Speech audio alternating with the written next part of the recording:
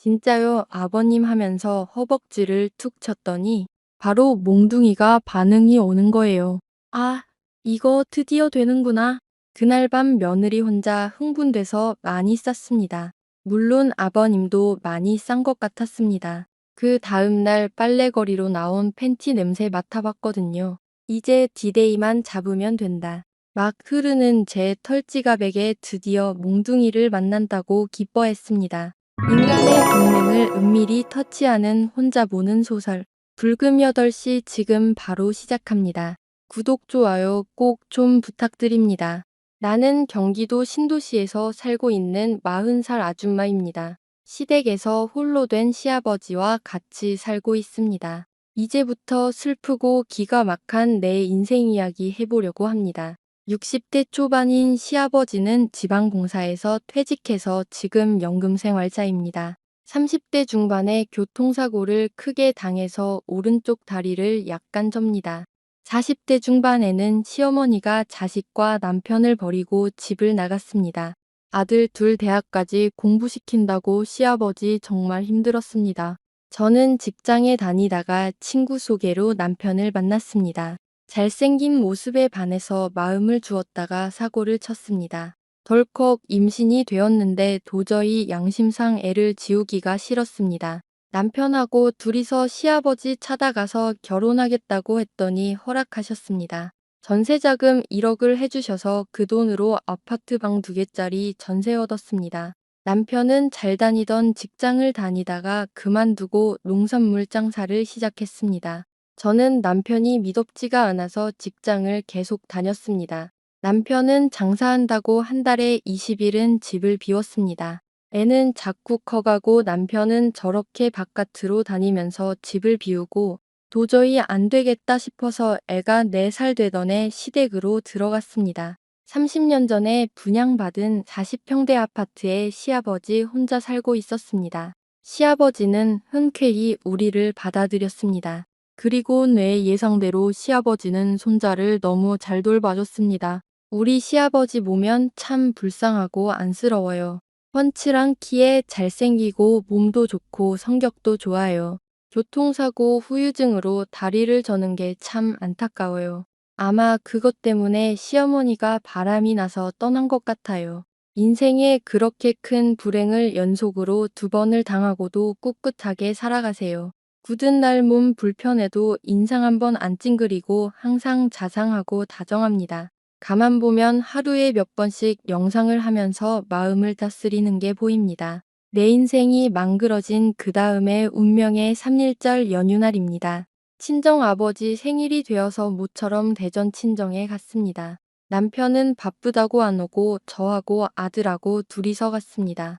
우리 친정이 대전 구시가지 근처의 양옥 2층 집입니다. 그날 저녁에 여동생하고 오랜만에 신나게 수다를 떨고 있었습니다. 애들은 오랜만에 사촌끼리 만나서 문 밖에 놀러 갔습니다. 한참 신나게 수다를 떨고 있는데 갑자기 애들이 몰려오고 사고가 났대요. 그리고 벌어진 아수라장. 2차선 도로에 그냥 뛰어든 애가 달려오던 큰 승용차에 끼어서 나는 그렇게 5살 아들을 잃어버리고 말았습니다. 남편은 우리 친정 식구와 큰 싸움을 벌였습니다. 당신들이 내 자식 죽였다 책임지라며 애를 그렇게 떠나보내고 나는 모든 기력을 잃었습니다. 직장도 나가지를 않고 방 안에 처박혔습니다. 남편은 술에 취해 들어와 저에게 폭력을 휘두릅니다. 자식 죽인 년이라고 나에게 모진 말을 했습니다. 그렇습니다. 사실 제 잘못이 큽니다. 제가 조심했어야 하는데 그동안 일도 잘 풀리고 고향 집에 오랜만에 와서 마음이 풀린 탓입니다. 그래도 남편의 그 모진 말은 용서하기 힘들었습니다. 사실 장사 시작하고 나서부터 남편과 멀어지기 시작했습니다. 이번 일을 시작으로 남편은 집에 아예 들어오지를 않았습니다. 저희 친정집과 남편은 원수지간이 되었습니다. 세상이 싫고 닭 죽고만 싶었습니다.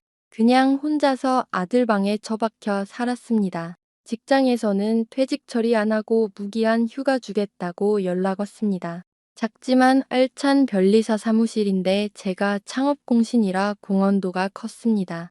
그렇게 힘든 시간들이 지나가고 있었습니다. 그러자 어느 날 문득 떠오른 것이 있습니다. 내가 지금 아무것도 안 해도 집이 신기하게 굴러간다는 것입니다. 아, 아버님이 있었구나. 내가 시댁에 아버님하고 같이 살고 있었구나. 그리고 돌아보니 아버님이 묵묵하게 말없이 집안일을 하고 있었습니다. 며느리가 친정 가서 눈에 넣어도 아프지 않을 손자를 잃어버리고 왔습니다. 그 무주의 한 며느리를 한마디 꾸지람도 없이 받아주신 아버님. 아들이 술 먹고 들어와서 아들 죽인 년이라고 손찌검할 때 막아주신 아버님. 본인의 마음이 얼마나 아프실까? 그래도 내색 한번 안 하시고 묵묵히 저를 도와주십니다. 아버님의 소중한 보물을 내가 잃어버린 내가 지은 죄가 너무 컸습니다. 어느 날 남편이 한 달 만에 술에 취해 집에 와서 저에게 행패를 부립니다. 그리고 저에겐 네가 무슨 염치로 여기서 사내냐고 합니다. 잘난 너희 대전집에 가라고 합니다. 아버님이 듣고 있다가 못난 자식하며 꾸지람을 했습니다. 남편이 그 말을 듣고 다시는 이 집 구석에 안 온다며 그 밤으로 나갔습니다. 나는 아버님께 너무 죄송했습니다. 나 한 사람의 실수로 가정이 붕괴되고 부모 자식 간도 사이가 틀어졌습니다. 여기서 더 이상 살면 안 되겠다고 생각이 들었습니다. 친정에라도 가면 되지만 내 자식 죽은 친정은 다시는 가고 싶지 않았습니다. 어디 월세방이라도 얻어나가야겠다고 마음먹었습니다. 아버님께 조용해 내 뜻을 말씀드렸습니다. 그건 절대 안 된다. 너의 잘못이 아니다. 세상에 어느 엄마가 자식을 상하게 하겠니? 모든 것이 운이 안 좋아서 일어난 일이다. 여기 내 옆에서 몸을 추스르고 일어나거라. 일어나서 건강해지거든 하고 싶은 대로 해라. 지금은 절대 여기를 떠나면 안 된다. 아버님의 그 말을 듣고 한없이 엉엉 울었습니다. 아버님은 조용히 내 손을 잡아주시며 기다려주셨습니다. 그리고 정막 같은 시간이 흐르고 있었습니다. 그렇게 시간이 흐르면서 조금씩 아들이 없는 시간에 적응하기 시작했습니다. 아들이 떠난 지 석 달 되어서 아버님이 말했습니다. 힘들겠지만 직장을 한번 나가보아라. 어쩌면 그게 힘이 될지도 모른다. 나도 옛날 교통사고 당해서 불구가 되었을 때 2달 만에 직장에 복귀했단다. 처음에는 세상을 버리고 싶을 만큼 힘들었지만 직장이 큰 힘이 되었단다. 그 말을 듣고 힘이 좀 생겼습니다. 직장에 나갈 용기가 생겼습니다. 돌아가 보니 변리사님과 직원들이 따뜻하게 맞이해 주었습니다. 그렇게 다시 직장 생활을 시작했습니다. 아버님 말씀대로 직장 생활이 확실히 도움이 되었습니다. 치열하고 바쁜 업무 속에 모든 것을 잊고 몰입했습니다. 저녁에 퇴근해 오는 길에 창거리 사와서 아버님과 둘이 저녁을 먹었습니다. 늦게 오는 날은 먼저 드시라 해도 꼭 같이 먹겠다고 기다려 주셨습니다. 그리고 식사 후에 설 것이는 아버님이 꼭 하셨습니다. 직장에서 일한다고 힘들었는데 쉬어야 한다고 절대 허락하지 않으셨습니다. 참으로 존경할 만한 훌륭한 분이었습니다. 어느 날인가부터 아버님께 너무 의지하고 있는 자신을 발견했습니다. 아버님이 내 안에 너무 크게 자리 잡고 있었습니다. 존경하는 마음이 점점 이상한 감정으로 변해갔습니다.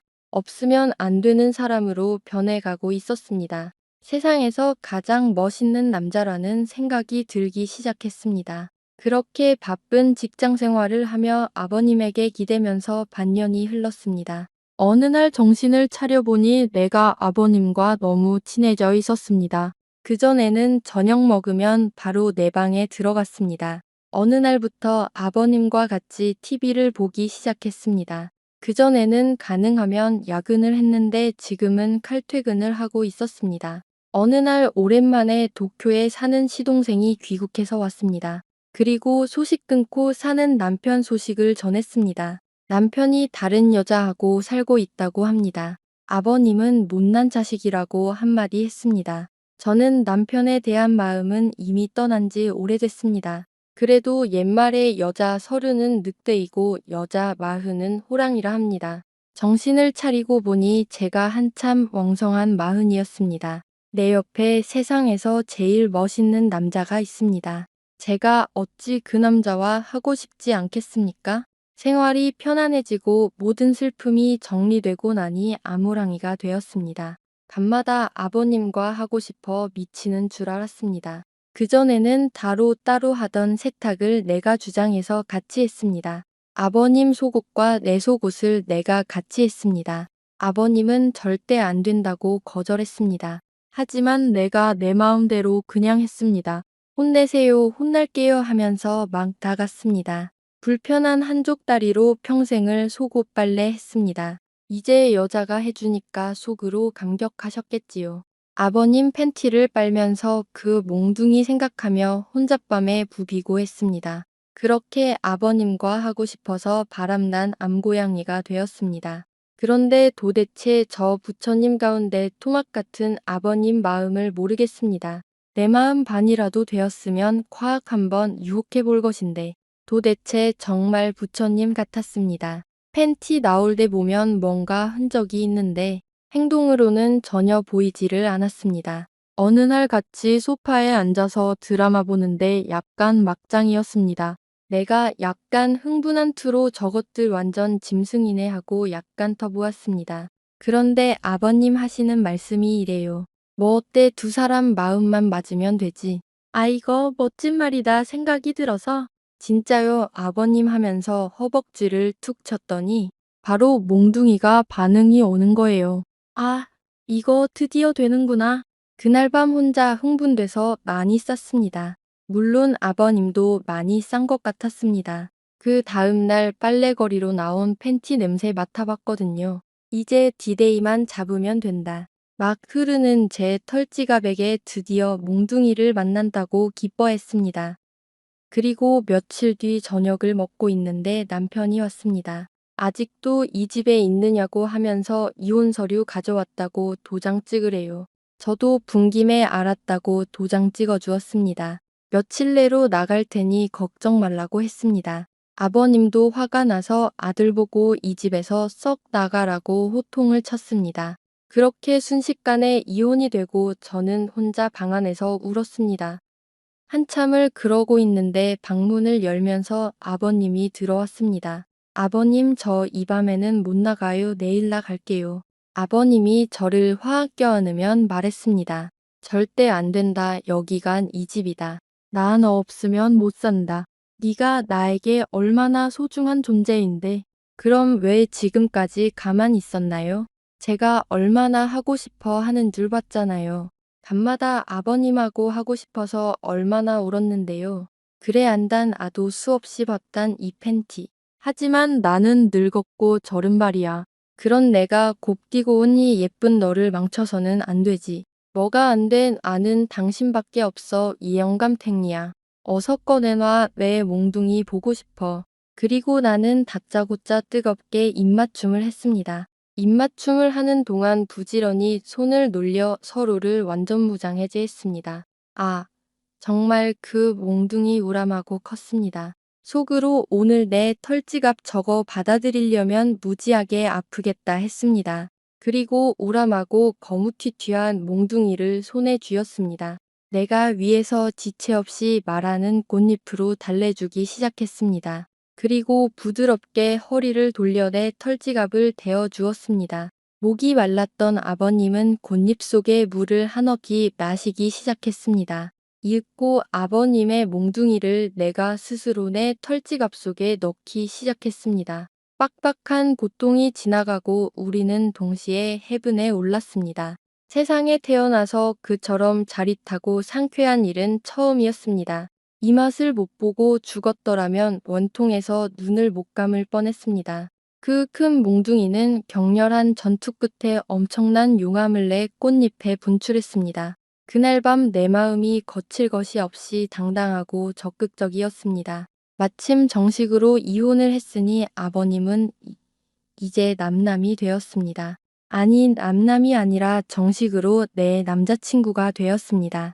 나는 첫 번째 전투가 끝나자 아버님이라 안 부르고 여보라 불렀습니다. 앞으로 내 서방님이니까 평생 잘 먹여 살리라고 부탁했습니다. 물론 그 사람도 새끼손가락 걸고 맹세했습니다. 평생 잘 먹여 살리겠다고 아니, 그거 위에 있는 잎 말고 위에 있는 잎은 놔도 돈 벌어서 먹고 살 수 있어. 내 말은 자기가 내 밑에 있는 잎을 먹여 살리라고 아버님이 아차네 신랑이 말했습니다. 냅담은 평생 이 똘똘이가 매일 먹여드리겠습니다. 아, 행복해요. 이제야 제대로 된 신랑 만났네요.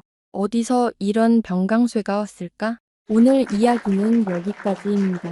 구독자 여러분, 나이가 들어도 멋진 연애는 하고 싶습니다. 저는 요즘 눈이 침침해서 눈영양제 루테인을 먹고 있습니다. 건강을 잃으면 연애도 못합니다. 건강관리 철저히 하십시오. 인간의 본능을 은밀히 터치하는 혼자 보는 소설. 다음, 불금 8시. 연희는 아름다운 용모와 총명한 기질을 지닌 어린 처녀였죠. 강서방의 집에서는 딸 연희를 다른 사내와 혼례시키기 위해 부산을 떨고 있었습니다. 연희의 부모는 딸을 하루빨리 시집 보내려고 마음이 급했죠. 우리 딸이 이제 혼기가 찼으니 좋은 집안과 혼사를 맺어야 할 것이요. 강서방은 아내에게 단호한 목소리로 말하였습니다. 연희의 어머니는 바느질하던 손을 멈추고 고개를 끄덕였습니다. 그러합니다. 동쪽 마을 김설이 댁 둘째 아들이 좋다고 들었습니다. 글 공부도 제법 하였다고 하네요. 그렇소. 우리 연희 서방감으로 아주 제격일 것이요. 강서방은 수염을 쓸며 말하였습니다. 마을의 중매인이 내일 오기로 한다는 소식에 두 부부는 사주를 맞추고 좋은 날을 고르는 이야기를 나누었습니다. 혼수 준비도 시작되어 이불과 옷, 장롱과 장신구까지 부족함이 없어야 한다는데 의견을 모았습니다. 혼례 준비는 날이 갈수록 바빠졌습니다. 혼례날이 정해지자 신랑 집에서는 정성스럽게 꾸민 함을 보내왔습니다. 그렇게 연희의 혼례날은 점점 다가왔습니다. 혼례를 앞둔 어느 날 연희는 마을 뒷산으로 나무를 캐러 갔다가 우연히 도진이라는 젊은 사내와 마주쳤습니다. 도진은 얼굴이 반듯하고 말솜씨가 좋아 마을 여인들의 이목을 자주 끌곤 했던 한량이었죠. 그날도 그는 느긋하게 산길을 걷다가 산비탈 너머로 고개를 숙여 나무를 고르고 있는 연희를 발견하였습니다. 연희는 단정한 저고리에 연분홍 치마를 입고 있었고 햇살에 비친 그 자태는 마치 숲을 사이로 핀 산벚꽃처럼 고왔습니다. 도진은 한순간 넋을 잃고 그녀를 바라보다가 조심스레 다가가 말을 걸었습니다. 아씨, 혹 산나물에 능하신 듯하군요. 초면에 무례하오나 저도 그 곁에 조금 앉아도 괜찮겠습니까? 연희는 깜짝 놀라 고개를 들었습니다. 갑작스러운 남자의 등장에 얼굴이 붉어졌지만 그는 공손했고 말투는 정중했습니다. 그러나 그 눈빛 어딘가에는 단순한 호기심을 넘어선 은근한 탐색이 스며 있었습니다. 그래도 되느니라. 두 사람은 그렇게 함께 산나무를 고르며 서로의 이야기를 조심스레 풀기 시작했습니다. 연희는 자신이 곧 혼례를 앞두고 있다고 밝혔고 도진은 잠시 시선을 피하더니 부드럽게 말했죠. 혼례를 앞두신 아씨시라면 더더욱 중요한 지식이 있습니다. 지식이라 하였느냐? 무엇을 말하는 게냐? 첫날 밤을 맞이하는 부인이라면 꼭 알아야 할 6가지 즐거움, 유키 말입니다. 도진의 목소리에는 낮게 깔린 농염함이 배어 있었고 그 시선은 연희의 눈이 아닌 입술을 향하고 있었습니다. 연희는 얼굴이 더 붉어졌고 당혹스러움 속에서도 조심스럽게 물었습니다. 유키라, 처음 듣는 말이다. 그것이 그리 중요하단 말이냐? 유키란 여인의 몸과 마음이 서방을 기쁘게 하는 6가지 조건이옵니다. 이는 단순한 행동이 아니라 감정과 이해, 태도를 포함한 은밀한 지혜이지요. 그는 그 말을 하며 슬쩍 연희의 손끝을 스쳤고 연희는 놀라듯 움찔했습니다. 도진은 미소 지으며 말을 이었습니다. 이를 모른 채 혼례를 치르시면 서방께 큰 실망을 드릴 수도 있사옵니다. 허나 제가 도와드릴 수 있사옵니다. 연희는 부끄러움과 두려움 속에서도 묘하게 끌리는 감정을 느꼈습니다. 막연했던 혼례의 밤이 더욱 가까이 다가온 듯한 기분에 연희는 조심스레 고개를 끄덕였습니다.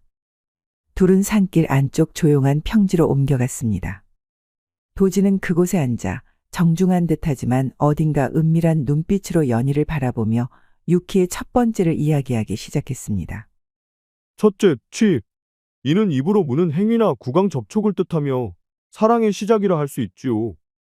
그는 조심스럽게 연희의 뺨에 손을 얹었습니다. 연희는 놀라 움찔했지만 그 손길이 너무도 따스하고 부드러워 피하지 못했습니다. 도진은 그녀의 입술을 응시하며 낮은 목소리로 말했습니다. 이렇게 아주 천천히. 도진의 입술이 연희의 것에 살짝 닿았고 연희는 눈을 크게 뜬 채 숨을 들이켰습니다. 전혀 경험해 본 적 없는 감각에 몸이 굳어버렸지만 그의 입술이 이내 부드럽게 움직이자 그녀는 눈을 감고 그 떨림에 자신도 모르게 몸을 맡겼습니다. 둘째는 순. 입술의 온기와 부드러움이 중요하옵니다. 그 감촉이 서방의 심장을 뒤흔드는 열쇠이지요. 도진은 그녀의 귓가에 입을 가까이 대어 속삭였고 그 뜨거운 숨결에 연희는 몸을 떨었습니다. 부끄러움과 두려움 속에서 연희는 손을 내밀어 그의 옷깃을 가볍게 잡았습니다. 셋째도 정결함을 상징합니다. 사랑을 나누기 전에 준비이자 예의지요. 그 말과 함께 도진은 연희의 입술 끝을 손끝으로 다시 한번 어루만졌고 그녀는 입술을 앙다물며 눈을 감았습니다. 넷째는 아씨의 몸이 얼마나 자연스럽게 반응하는지를 뜻합니다. 이 말을 끝내자 도진은 그녀의 저고리를 조심스레 벗기기 시작했습니다.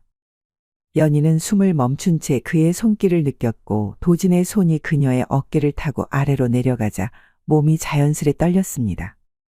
이것이 정말 옳은 일이냐? 나 처음이라 어찌할 바를 모르겠구나. 연희는 숨을 헐떡이며 당황한 얼굴로 도진을 바라보았습니다. 도진은 한 손으로 그녀의 뺨을 감싸고 나직하게 속삭였습니다. 두려워하지 마십시오. 아씨께서 원치 않으시면 언제든 멈추겠습니다. 허나 지금 아씨의 몸은 이미 진실을 말하고 계십니다. 연희는 그의 시선에서 도망치듯 눈을 감았지만 이내 고개를 끄덕였습니다. 그는 손바닥으로 그녀의 허리선을 따라 매끄럽게 쓰다듬으며 속삭였습니다. 그의 손길은 점점 더 은밀한 곳을 향했고 연희는 당황했지만 그 감각을 외면하지 않았습니다. 다섯째는 감정. 사랑받는 아씨라면 따뜻한 마음으로 서방을 맞아야 하옵니다. 그는 연희를 천천히 눕히며 말했습니다. 연희는 몸을 떨었지만 도진의 시선이 애틋하고 진지했기에 이내 눈을 감고 숨을 깊이 들이쉬었습니다. 그 순간 그녀는 급격한 통증과 함께 짧은 비명을 내질렀습니다. 원래 일이 아픈 것이냐? 도진은 그녀의 손을 꽉 잡으며 진정시키려 했고 연희는 고통과 함께 이상한 전율이 번져오는 것을 느꼈습니다. 눈가에 눈물이 맺혔지만 그 속에는 설명할 수 없는 묘한 기운도 함께 깃들어 있었습니다. 천천히 하겠습니다. 아씨, 숨을 깊게 들이쉬십시오. 그녀는 조금씩 호흡을 가다듬었고 이내 몸이 익숙해지기 시작하자 고통 너머에 숨어있던 감각이 서서히 드러나기 시작했습니다. 입술 사이로 새어나오는 미세한 탄식과 함께 그녀는 조용히 속삭였습니다. 이상한 기분이로다. 나쁘지는 않구나. 마지막 여섯째는 지혜. 이는 서방의 뜻을 읽고 그에 맞추어 교감하는 유연함이오. 도진은 자세를 바꾸며 천천히 그녀를 이끌었습니다. 연희는 처음 접하는 그 모든 감각에 여전히 조심스럽고 어색했지만 그의 인도에 따라 몸을 움직이며 익숙해지기 시작했습니다. 도진은 다양한 방식으로 그녀를 이끌었고 연희는 점차 자기 몸의 움직임으로 그에 응답하기 시작했습니다. 둘은 서서히 하나가 되어 다양한 흐름 속에서 서로를 느꼈고 그 안에서 사랑의 진정한 의미를 깨달아갔습니다. 이윽고 밤이 깊어지고 호흡이 잦아들 무렵 두 사람은 서로를 끌어안은 채 조용히 누워 있었습니다. 연희는 조용히 속삭였습니다. 내가 제대로 한 것이 맞더냐?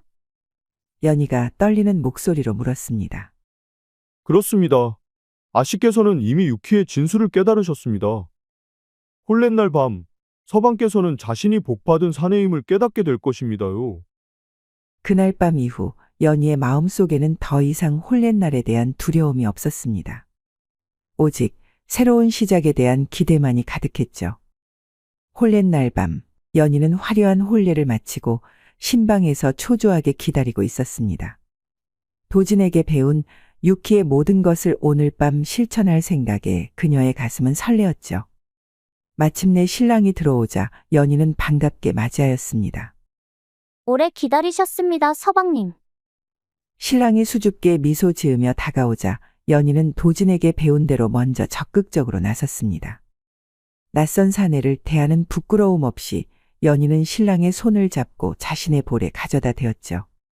신랑이 놀란 표정을 짓는 것도 모른 채 연희는 과감하게 그의 입술에 자신의 것을 맞추었습니다. 처음에는 부드럽게 그리고 점차 깊어지는 입맞춤에 신랑은 당황하였습니다.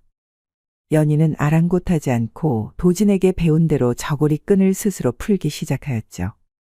연희는 손을 자신의 속옷 안으로 넣어 깊숙한 곳을 만지더니 손가락을 꺼내 신랑에게 보여주었습니다. 보세요.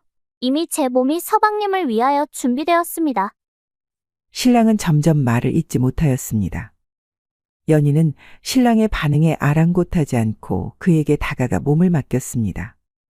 연희는 대담하게 신랑의 바지끈을 풀기 시작하였습니다. 신랑은 벌떡 일어나 연희의 손을 뿌리쳤습니다. 부인은 어찌 이런 것들을 알고 있는 것이요? 연희는 순진하게 대답하였습니다. 서방님을 위해서 미리 연습한 것이옵니다. 말을 마친 연희는 침상 위에 엎드리면서 말했습니다. 이 자태가 가장 좋은 것이라고 배웠습니다. 제가 서방님의 즐거움을 위해 어떻게 움직여야 하는지도 알고 있습니다. 결국 신랑은 격분하여 소리쳤습니다. 이 부정한 계집! 이미 다른 사내에게 몸을 허락한 여인이라니! 신랑은 분노에 찬 얼굴로 방문을 거칠게 열었습니다. 이런 여인은 결코 부인으로 받아들일 수 없소. 그렇게 말하며 신랑은 신방을 뛰쳐나가 버렸고 연희는 혼자 남겨졌습니다. 연희는 자신이 무엇을 잘못했는지 이해하지 못한 채 어리둥절한 표정으로 문을 바라보았죠. 얼마 지나지 않아 방문이 다시 열렸고 연희의 어머니가 걱정스러운 표정으로 들어섰습니다. 연희의 어머니는 이 상황이 매우 당혹스러웠죠. 어찌 된 일이냐? 신랑이 갑자기 방을 뛰쳐나가더구나. 어머니의 목소리에는 불안함과 의아함이 섞여 있었습니다. 연희는 말하였습니다. 잘 모르겠습니다, 어머니. 도진이 가르쳐준 유키를 그대로 했을 뿐인데 서방님이 갑자기 화를 내고 나가버렸습니다. 어머니의 얼굴이 창백해졌습니다. 무슨 소리냐? 도진이라니 누구를 말하는 것이냐? 연희는 순진한 목소리로 대답하였습니다. 도진이 말이옵니다. 혼례 전에 첫날 밤을 잘 보내려면 유키를 배워야 한다고 하여서 함께 연습했습니다. 어머니는 충격에 말을 잇지 못하였습니다. 잠시 후 어머니의 목소리가 방 안을 가득 채웠습니다. 그러면 그 청년이 신랑이 아니지 않느냐? 혼례도 치르기 전에 그런 일을 하고도 숨기려 하지도 않다니. 참으로 기가 막히구나. 연희는 어머니의 반응에 오히려 답답함을 느꼈죠. 아이 참, 어머니도 참 답답하셔라. 저는 그저 처음을 대비해 연습을 한 것뿐인데 신랑께서 그 상대가 누구인지 어떻게 알겠어요? 연희의 퉁명스러운 대답에 어머니는 손으로 입을 가리며 몸을 떨었습니다. 이런 세상에나 네가 무슨 짓을 한 것인지 알기나 하느냐? 어머니는 어처구니 없어하며 방 밖으로 나갔습니다. 그날 밤 신부 집에는 소란이 끊이지 않았죠. 신랑의 가족들은 진실을 알게 되었고 그들의 분노는 하늘을 찔렀습니다. 정절을 잃은 신부는 받아들일 수 없다. 그것은 우리 가문의 먹칠을 하는 짓이야. 혼인은 그렇게 파탄이 나버렸습니다. 연희는 여전히 자신이 왜 비난을 받는지 이해하지 못했죠. 단지 더 좋은 부인이 되기 위해 배운 것뿐인데. 그녀의 속삭임은 가을바람에 흩어졌습니다. 결국 유키를 배웠던 그날의 기억은 이렇게 큰 사고를 유발하고 말았답니다. 첫 혼례가 파탄난 후 연희는 내심 도진과의 유키 연습을 종종 떠올리곤 하였습니다. 그녀의 가슴 속에는 도진을 향한 은밀한 그리움이 자리 잡고 있었죠. 그렇게 시간이 흘러 연희는 약초를 캐러 산에 있는 계곡에 올라갔다가 피투성이가 된 사내를 발견하였습니다. 자세히 살펴보니 그 사내는 다름 아닌 도진이었죠. 도진은 예전에 자신이 꼬드겨서 잠자리를 같이 했던 한 여인의 남편에게 심한 보복을 당한 상태였습니다. 그 남편은 도진을 죽기 일보 직전까지 심하게 상처를 입혀서 산속 계곡에 버렸던 것이었죠. 연희는 놀라움을 감추지 못하였으나 즉시 도진을 구하기로 결심하였습니다. 연희는 도진을 자신의 집 근처 빈 초가로 데려와 정성껏 간호하기 시작하였습니다. 얼마 후 도진은 겨우 눈을 떴습니다.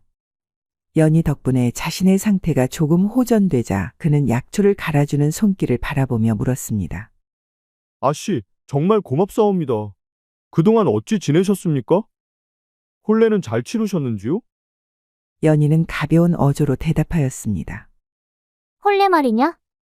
아, 그것 참 우습게 되었다. 네가 가르쳐준 유키를 첫날 밤에 실천했더니 신랑이 화를 내면서 나가버리지 뭐냐? 연희는 그 이야기를 하면서도 웃음을 지었습니다. 그렇다고 안 좋은 일만 있었던 것은 아니다. 어쨌든 나도 마음에 들지 않았던 혼인이었으니까. 도진은 충격에 눈을 크게 떴습니다. 그는 자신이 연희의 인생을 망쳐버렸다는 사실에 깊은 죄책감을 느꼈습니다. 도진은 자신의 과거 행동이 얼마나 이기적이었는지 처음으로 깨달았습니다.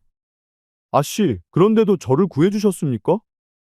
아씨의 혼인을 파탄낸 놈을 살려주시다니요. 연희는 부드럽게 미소 지었습니다. 사람이 위험에 처했는데 어찌 그냥 지나칠 수 있겠느냐? 너무 신경 쓰지 말거라. 도진의 눈에서 뜨거운 눈물이 흘러내렸습니다. 그는 자신이 인생을 망쳐놓은 사람이 자신의 인생을 구해주었다는 사실을 깨달았습니다. 도진은 연희 덕분에 자신의 과거가 얼마나 천박했으며 자신이 얼마나 큰 잘못을 저질렀는지 비로소 깨달았죠. 도진이 상처를 회복하는 동안 두 사람은 서로에게 더욱 깊은 감정을 느끼게 되었습니다. 연희는 내심 도진의 손길이 그리웠었고 도진은 연희에게 진심 어린 자신의 마음을 전하고 싶었죠. 아씨, 제 여생을 바쳐 진정으로 아씨를 사랑하고 싶습니다. 아씨 같은 분은 제 평생 단 한 번도 뵙지 못하였습니다. 연희의 눈에도 이전과는 다른 감정이 어렸습니다. 나도 마찬가지다. 우리가 함께한 그 숲속의 추억 이후로 나도 한순간도 너를 잊지 못했단다. 두 사람은 결국 서로에게 사랑을 느끼게 되었습니다. 둘은 함께 연희의 집으로 향했습니다. 연희의 부모님은 도진을 보자 놀라움을 감추지 못하셨죠. 부모님, 이분은 도진이라고 하는 분입니다. 제가 서방으로 삼고자 하는 사람입니다. 도진은 깊이 고개를 숙이며 말했습니다. 제가 과거에 큰 잘못을 저질렀으나 이제는 바른 길을 걷고자 합니다. 연희 아씨를 진심으로 사랑하고 평생 소중히 모시겠습니다. 강서방은 도진에게 의심의 눈길을 보냈습니다. 그대는 우리 딸과 어떤 인연이 있는 것이오? 도진은 진심을 담아 대답하였습니다. 제가 전에 아씨께 유키를 가르쳐준 사람입니다. 저의 잘못이 너무나도 크지만 아씨께서 제 목숨을 구해주셨습니다. 이제는 진정으로 연희 아씨만을 평생 사랑하며 행복하게 해드리고 싶습니다. 강서방은 경악하며 크게 소리쳤습니다. 무엇이 어쩌고 어째? 무슨 짓을 했단 말이오? 당장 나가시오. 썩 나가라는 말이오. 그러자 연희는 간절히 강서방에게 애원하였습니다. 아버님, 제발 부탁드리옵니다. 소녀가 이렇게 비옵니다. 제발 딱 한 번만 기회를 주시옵소서. 하지만 강서방의 마음은 쉽게 돌아서지 않았고 두 사람은 혼인을 허락받지 못하였습니다. 연희의 아버지 강서방은 엄격하고 고지식한 성품의 소유자로 딸의 명예와 집안의 체면을 무엇보다 중요시하는 사람이었습니다. 그는 도진이 아직 어린 자신의 딸을 마구 더듬었다는 말을 들었습니다. 그래서 도진의 행실이 어떠한지 파악하고 그를 전혀 신뢰하지 않았죠. 하지만 연희는 포기하지 않고 아버지의 바짓가랑이를 붙잡고 밤낮으로 애원하였죠. 아버님, 도진은 이제 다른 사람이옵니다. 진정 저를 사랑하고 평생 함께하고 싶어 합니다. 부디 한 번만 기회를 주십시오. 제발 진심을 알아봐 주십시오. 며칠이 지나도록 연희의 애걸복걸이 계속되자 강서방은 마침내 한 가지 시험을 떠올렸습니다. 강서방은 도진을 불러 단호하게 말하였습니다. 자네가 정말 우리 딸에게 진실한 마음을 가졌는지 시험해 보겠네. 홍씨 과부의 집에서 하룻밤을 묵고 오시게. 그 후에 자네의 청을 다시 고려하겠네. 도진은 의아했지만 이것이 자신의 진심을 증명할 기회라 생각하고 기꺼이 받아들였습니다. 네, 감사합니다. 반드시 아버님의 신뢰를 얻어 돌아오겠습니다.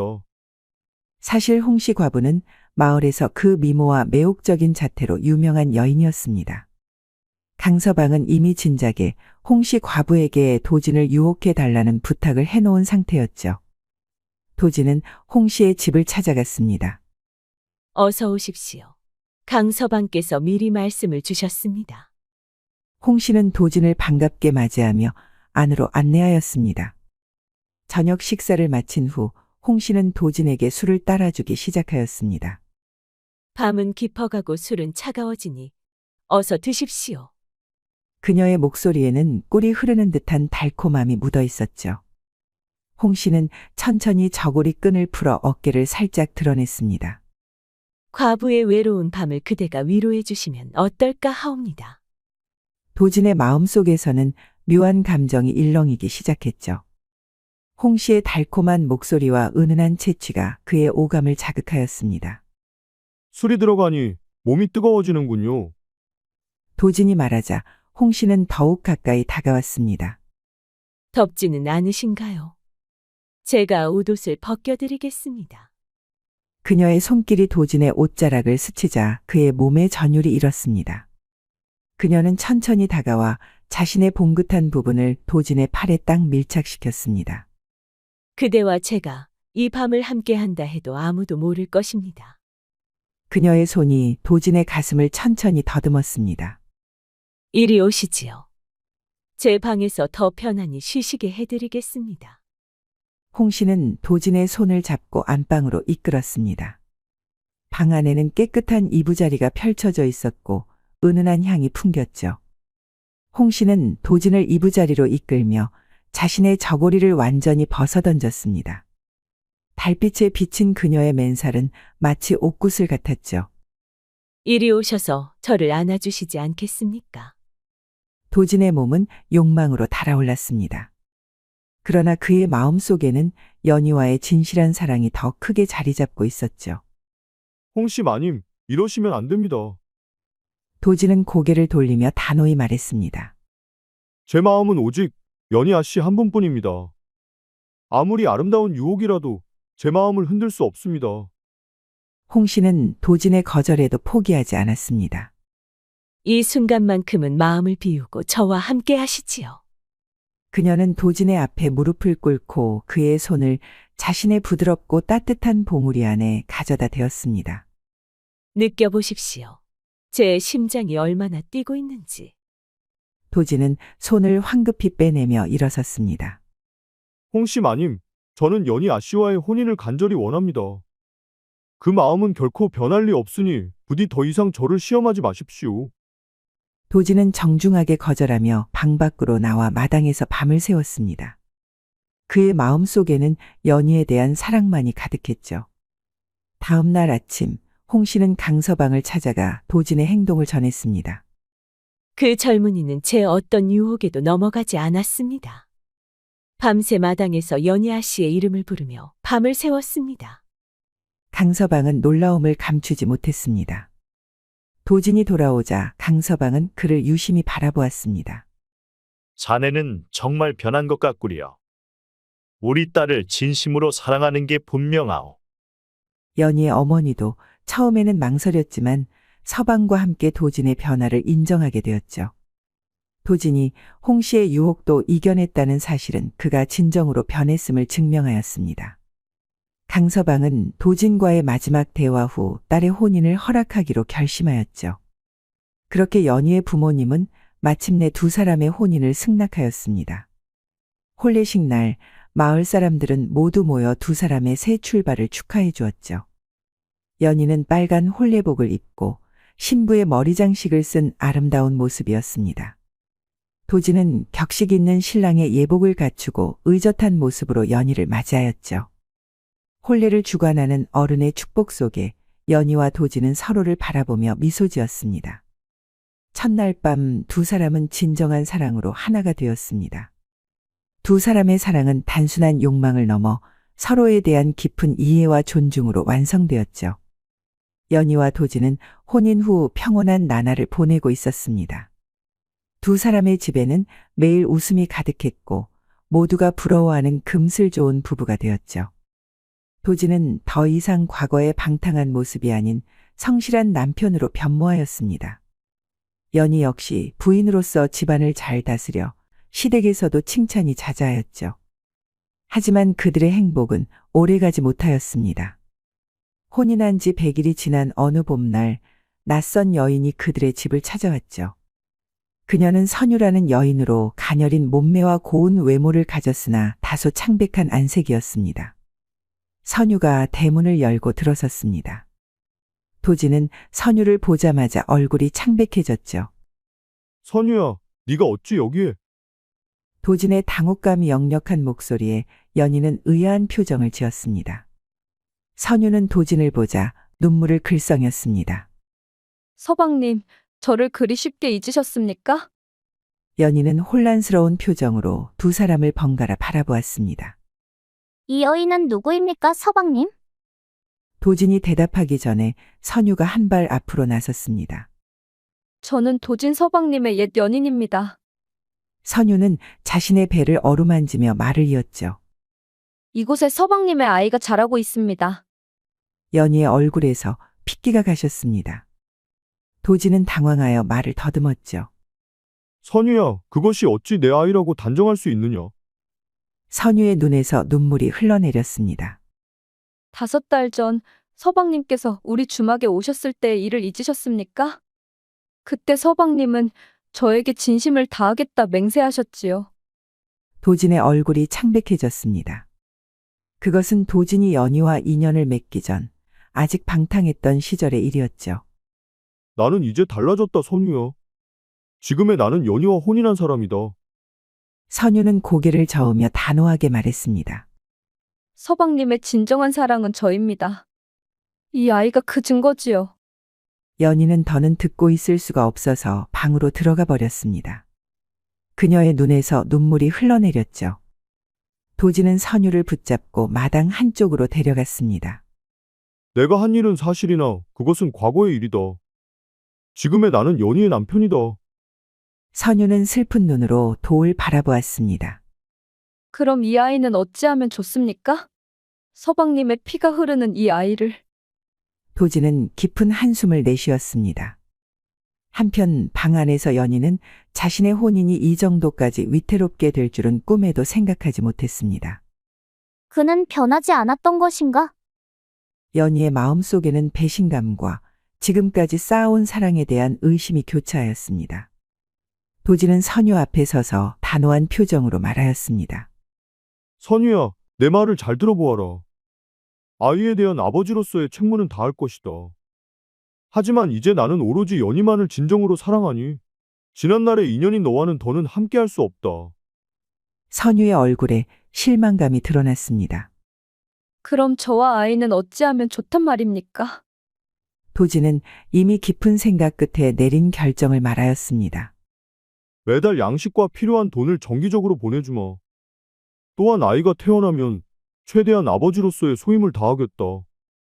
아이의 생일마다 내가 직접 찾아가 보살피마. 내 아이에 대한 책임을 몸소 실천하겠다는 뜻이다. 선유는 도진의 단호한 태도를 느꼈습니다. 그녀는 도진이 자신과 재결합할 의사가 전혀 없다는 것을 깨달았죠. 아이의 아버지로서만 저희를 찾아오시겠다는 말씀이군요. 선유의 목소리에는 체념이 묻어났습니다. 그렇다. 연희는 이제 나의 부인이요. 내 삶의 전부이다.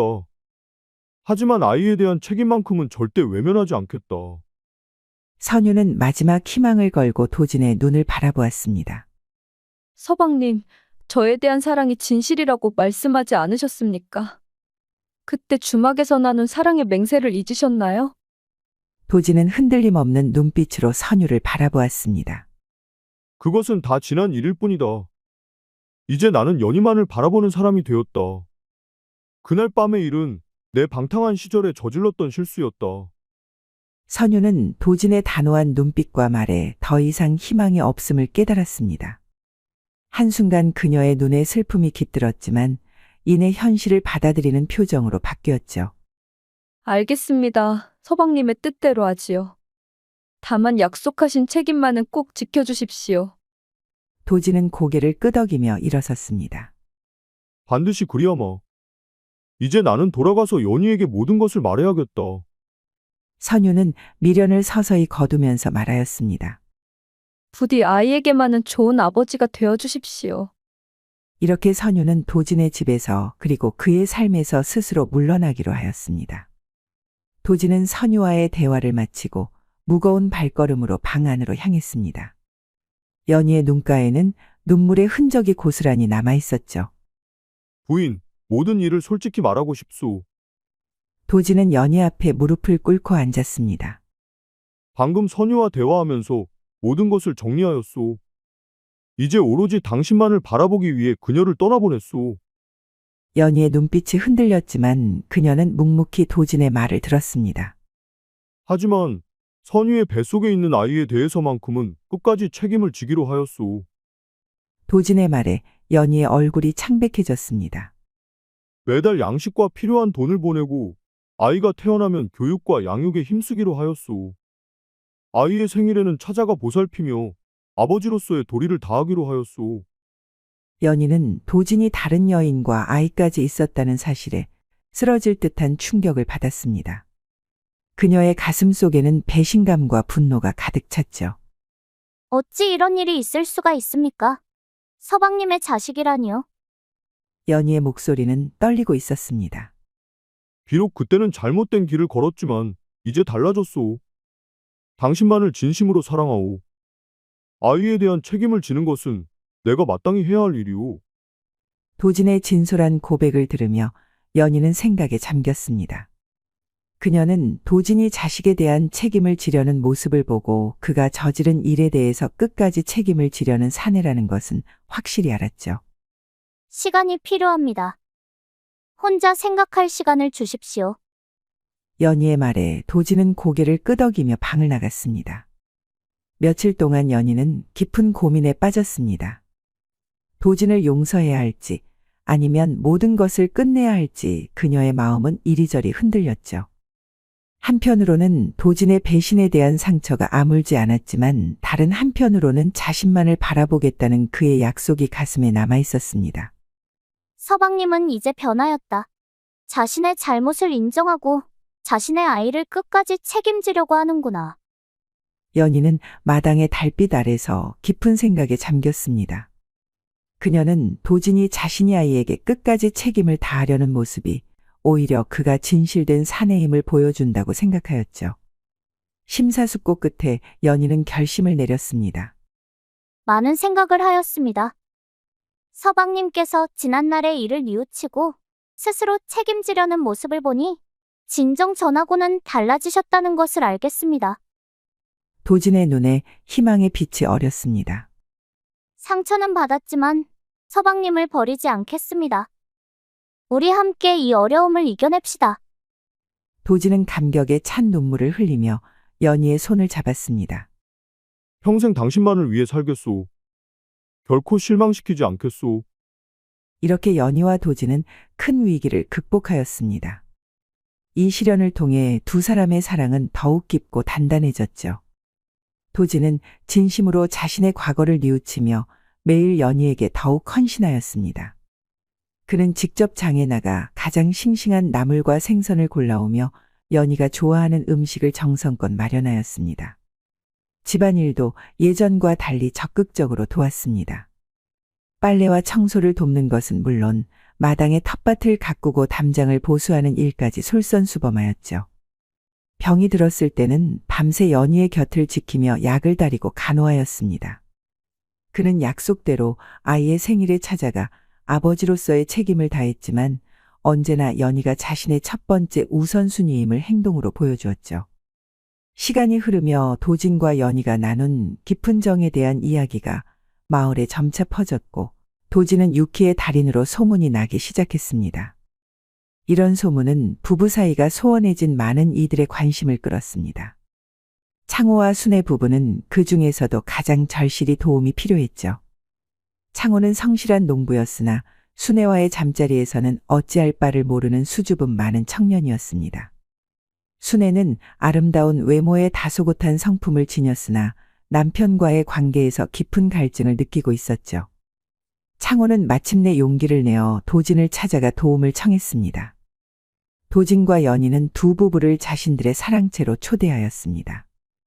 방 안에는 은은한 향이 피어올랐고 호롱불 빛이 따스하게 공간을 채웠죠. 도진과 연희는 두 부부를 앞에 앉혀두고 이부자리 위에서 천천히 유키의 시범을 보여주기 시작했습니다. 창호와 순애는 숨소리조차 내지 않고 그 모습을 지켜보았습니다. 도진의 손이 연희의 어깨를 감싸 안았고 그녀의 저고리 끈을 서서히 풀어내기 시작했습니다. 연희의 목덜미가 드러나자 도진의 입술이 그곳에 닿았고 그녀는 눈을 감은 채 가벼운 신음을 흘렸죠. 순애의 얼굴이 붉게 물들었고 창호의 호흡이 점점 거칠어졌습니다. 도진은 연희의 귓불을 살짝 입에 물고 감미로운 목소리로 속삭였습니다. 그의 이가 연희의 부드러운 살결을 살짝 문질렀고 연희의 몸이 파르르 떨렸습니다. 창호와 순애는 무의식적으로 서로에게 더 가까이 다가앉았죠. 도진의 입술이 다시 연희의 것을 찾아 깊게 포개어졌고 두 사람의 혀가 얽히는 모습이 어렴풋이 비쳤습니다. 연희의 저고리가 벗겨지고 속옷 위로 그녀의 봉우리에 굴곡이 드러났습니다. 도진의 손이 그 위를 천천히 어루만지자 연희의 봉우리는 마치 피어나는 꽃봉우리처럼 그의 손길 아래 단단해졌죠. 방 안에는 두 사람의 숨결만이 가득했고 호롱불 그림자가 벽에 춤을 추듯 흔들렸습니다. 도진의 손이 연희의 속옷 안으로 스며들었고 그녀의 입에서 달콤한 신음이 새어나왔습니다. 연희의 다리가 무의식적으로 벌어졌고 도진의 손길이 그 사이를 더듬었습니다. 그녀의 속옷 아래로 숨겨진 가장 은밀한 곳에서 젖어드는 소리가 방 안을 채웠죠. 순애의 입술이 떨리기 시작했고 창호의 손이 그녀의 허벅지 위에 조심스레 놓였습니다. 도진과 연희의 호흡이 점점 거칠어졌고 두 사람의 몸이 서로를 향해 더 깊이 밀착되었습니다. 연희의 손이 도진의 바지끈으로 향했고 그것을 풀어내리자 그의 단단한 형체가 드러났죠. 연희의 눈빛은 이제 깊은 욕망으로 가득 차 있었고 도진의 눈동자에는 그녀를 향한 열망이 담겨 있었습니다.